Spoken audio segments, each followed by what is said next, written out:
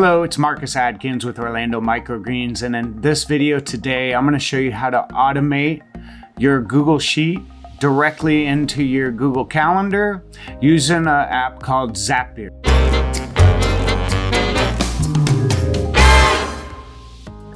So if you have not already watched the first two videos on this series, I have a link right here for the playlist. You guys can click on that, watch the first two videos. That way you can get caught up with the Google Sheet so it's ready to set up with the Zapier today. So you're going to want to go ahead and go into Zapier.com and you're going to want to set up an account. The first 5 Zaps are free, so you're not going to have to pay for anything right now. Go ahead and go in there and you're going to want to go ahead and connect it to your Google Sheets and to your Google Calendar for the apps that we're going to use in this video. Now, if you guys stick around to the end of the video, I'm going to tell you how you can get a link to both the Google Sheet that we've been building in these videos, but also to the Zap.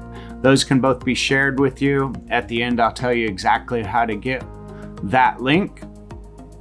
So when you get into Zapier, you're going to want to go into make or create a Zap, and you're going to choose the app and event is Google Sheets, new or updated spreadsheet row. And then you're going to choose your account. So I have this one already built. You're going to customize spreadsheet row. So the spreadsheet we're using is Orlando Microgreens Seed Planting Calculator. Your worksheet is the seed planting chart. That's the first page of the sheet. Trigger column is going to be any column.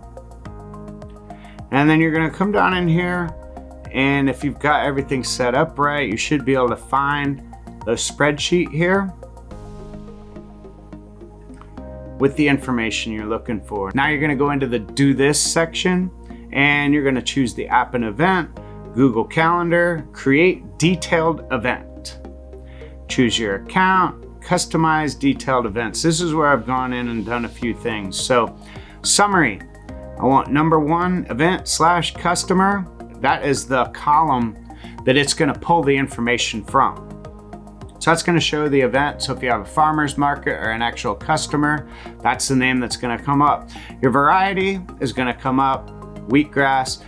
Deliver on, now I put a comma in there and then I wrote deliver on dash and then added the next piece of information that I want it to pull from that spreadsheet.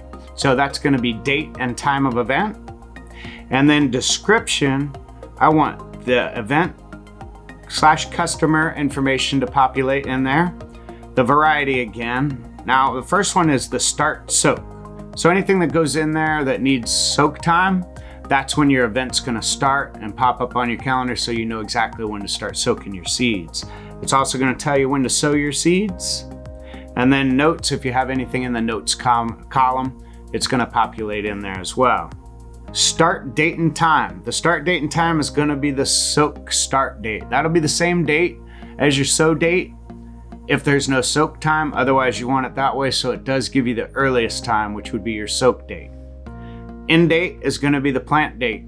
Use calendar reminders. Yes. Don't change the value of the reminders. That'll be set up the way you have your calendar set up on your phone or in your computer. You're going to do a test on that. And when you test it, you should be able to go back into your calendar and you should see it populated. So it's pretty simple to set up. Like I said, I'm going to go ahead and give you the opportunity to get the link to both the sheet that we've built in this video and the Zap.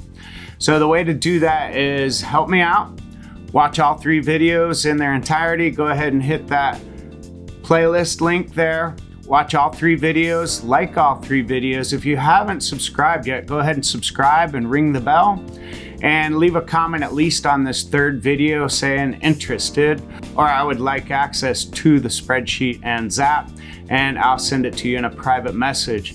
Now, I am hoping in the future that we can set up something here to where we have a little community build up to where we can all work on this spreadsheet together and see what we can build together. And that's really the ultimate goal of these videos, is to get that community started with you guys so we can all help each other and have a free open source platform where we all can share some spreadsheets so we all can get our business is going a lot easier. We can track our expenses, our seed planting, and I would really love to start a community like that with you guys. Thank you so much for watching the videos. Thank you for liking and commenting. So we'll see you on the next one. Please also leave a comment if you have any suggestions on how this should be done. Thanks for joining us. We'll see you on the next video. Keep on growing.